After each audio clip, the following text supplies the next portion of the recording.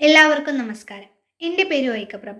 ഞാൻ പാലക്കാട് ജില്ലയിലെ GVGHSS ചിറ്റൂരിലെ 10ാം class വിദ്യാർത്ഥിനിയാണ്. KR മീര എന്ന എഴുത്തുകാരിയുടെ തൂലികയിൽ നിന്നും പിറന്നു വീണ അതിമനോഹരമായ ഒരു പുസ്തകം ആരാച്ച. ആ പുസ്തകത്തിൻ്റെ വായനാനുഭവം നിങ്ങളുമായി പങ്കുവയ്ക്കുവാനാണ് ഞാൻ ഇന്നിവിടെ എത്തിയിരിക്കുന്നത്.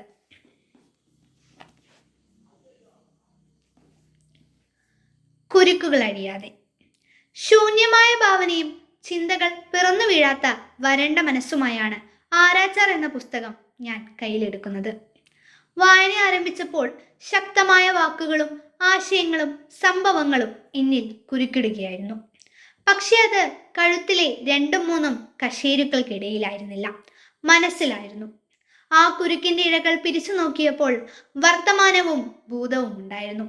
പാരമ്പര്യ ചരിത്രത്തിൽ നിന്നും രൂപാന്തരപ്പെടുന്ന കരുത്തുറ്റ കഥാപാത്രങ്ങളെ കണ്ടുമുട്ടി. നീം തലാഖട്ടും കാളിഘട്ടും ആലിപൂർ സെൻട്രൽ ജയിലും അടങ്ങുന്ന കൊൽക്കത്തയുടെ നഗരവീഥികളിലൂടെ സഞ്ചരിച്ചു. എന്തിനേയും വിൽപ്പന ചരക്കാക്കുന്ന സമകാലീന മാധ്യമ സംസ്കാരത്തിന്റെ യാഥാർത്ഥ്യങ്ങളെ തിരിച്ചറിഞ്ഞു. നിസ്സഹായമായ ജീവിതങ്ങളുടെ ദുഃഖഭാരമേന്തി കഥകളിൽ നിന്നും കഥകളിലേക്ക് സഞ്ചരിച്ചു. ഥാക്കുമ്മ പറയുന്ന ചരിത്രം മനപ്പാടമാക്കി അനുഭവങ്ങളിൽ നിന്നും പ്രതികാരത്തിന്റെ തീ കാറ്റായി വീശാൻ കഴിവുള്ള 22 വയസ്സുകാരിയായ ചേതന ഗൃഥ മല്ലിക്കിന്റെ ജീവിതം ശൂന്യമായ ഭാവനയിൽ ചിന്തകളാൽ വസന്തം തീർത്തു.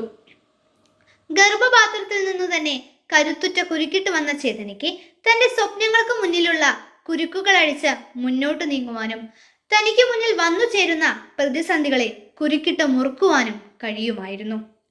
പുരുഷനാൽ എഴുതപ്പെടുകയും പുരുഷനാൽ വാഴ്ത്തപ്പെടുകയും ചെയ്ത ചരിത്ര പുസ്തകത്തിന്റെ വെറുമൊരു വായനക്കാരി ആയിരുന്നില്ല ചേതന, മറിച്ച് ചരിത്രം സൃഷ്ടിക്കുന്നവളായിരുന്നു.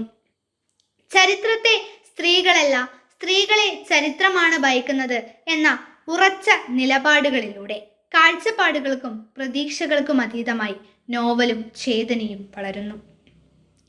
ഹൃദയത്തിന്റെ ഒരു പകുതി കൊണ്ട് സ്നേഹിക്കുവാനും മറുപകുതി കൊണ്ട് സ്നേഹശൂന്യതയെ നേരിടുവാനും ചേതന തയ്യാറാവുന്നു.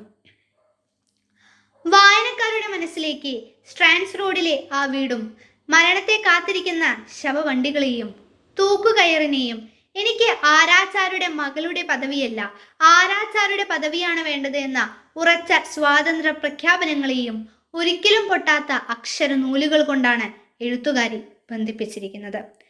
യതീന്ദ്രനാഥ് ബാനർജിയെ തൂക്കിക്കൊന്ന ശേഷം സഞ്ജീവ് കുമാർ മിത്രയുടെ കഴുത്തിൽ കുരുക്കിട്ട് ആരും തടയുകയില്ലെന്ന ആത്മവിശ്വാസത്തോടെ ഭവിഷ്യത്തിലേക്കുള്ള ആ നടത്തം ശരിക്കും വായനക്കാരുടെ മനസ്സിന്റെ ആഴങ്ങളിലേക്കായിരുന്നു.